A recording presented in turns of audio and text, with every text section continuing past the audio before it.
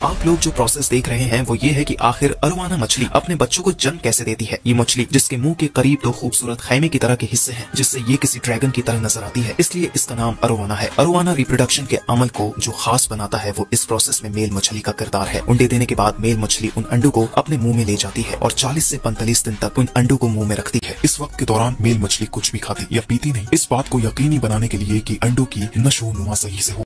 इस आदमी ने अपनी जिंदगी की सबसे बड़ी गलती कर दी है। वो कैसे, मैं आपको बताता हूँ। तो दोस्तों, जैसा कि आप लोग जानते हैं कि इलोन मस्क की साइबर ट्रक कार एक बहुत ही सख्त लोहे की बनी हुई मॉडर्न कार है। इसी तरह सोशल मीडिया पर साइबर ट्रक कार के मार्केट में आते ही ये वीडियोस भी बहुत वायरल हो रही थी, जिसमें जब लोग इस गाड़ी की डिग्गी के बंद होते वक्त इसके नीचे कोई भी चीज रखते तो ये डिग्गी उसको काट कर रख देती। फिर इसी तरह जब ये चीज टेस्ला कंपनी वालों तक पहुंची तो उन्होंने इस प्रॉब्लम के हल के लिए एक सॉफ्टवेयर अपडेट निकाल दिया, जिसके बाद ये भाई इस डिग्गी में अपनी उंगली रखकर चेक करने वाला है। लेकिन उसके साथ ये शख्स एक टेस्ट और भी करता है, जिसमें ये शख्स उस डिग्गी के बीच में एक कीला रख देता है, जिसे ये डिग्गी बड़ी आसानी से डिटेक्ट कर लेती है और ऊपर हो जाती है। इसके बाद अब ये भाई अपनी फिंगर उस कीले की जगह रखता है, लेकिन हैरान कुन तौर पर इस बार वो डिग्गी इसके हाथ को थोड़ा लेट डिटेक्ट करती है, जिसके चलते उसके हाथ की उंगली टूटती तो नहीं, लेकिन काफी ज्यादा जख्मी हो जाती है। हाथ जलने के बाद आपको भी उंगली पर कुछ ऐसा छाला जरूर बना होगा, जिसे देखकर ज्यादातर लोग उसे किसी भी चीज से फोड़ देते हैं, क्योंकि जब हमारा हाथ कहीं से जलता है तो वहाँ पर कुछ इस तरह का छाला बन जाता है, जो कि असल में हमारी जली हुई स्किन की हिफाजत और उसे रिकवर करने का काम कर रहा होता है। और साथ ही ये छाला बाहर से आने वाले तमाम जहरीले और खतरनाक जरासीमों से जली हुई स्किन को बचाता है। लेकिन जब हम इस छाले को फोड़ देते हैं तो वो जली हुई स्किन और ज्यादा खराब हो जाती है और इसे रिकवर होने में और ज्यादा टाइम लग जाता है।